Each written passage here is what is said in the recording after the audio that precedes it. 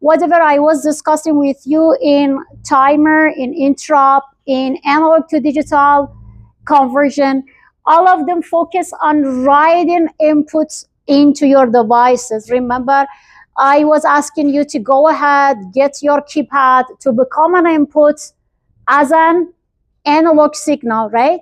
It was analog, but inside the microcontroller, and of course, inside the code, I was teaching you how to activate your converter, how to just control it and convert it. And out of that analog signal, which is going to be inside, converted to digital, at the end, see some digital output. So now, today I'm going to discuss it with more detail. As I said, anything so far, it was about writing an input to the system. And today I'm looking at the output.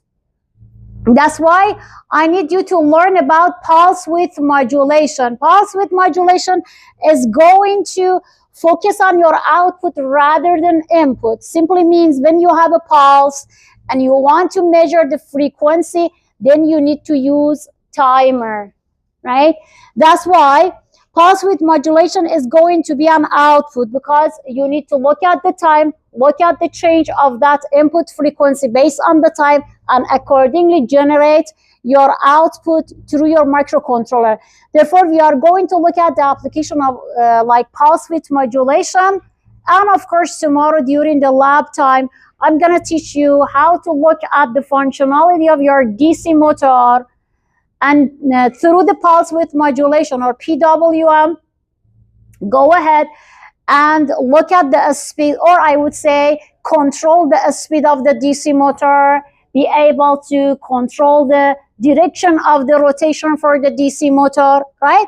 Again, DC motor is having an analog signal or digital signal as an input. Which one it is? Who can tell? Analog or which one? DC motor. You are going to just look at your DC motor. What do you have through your DC motor? We are going to control the speed. We are going to control the direction of rotation. How we are going to do that?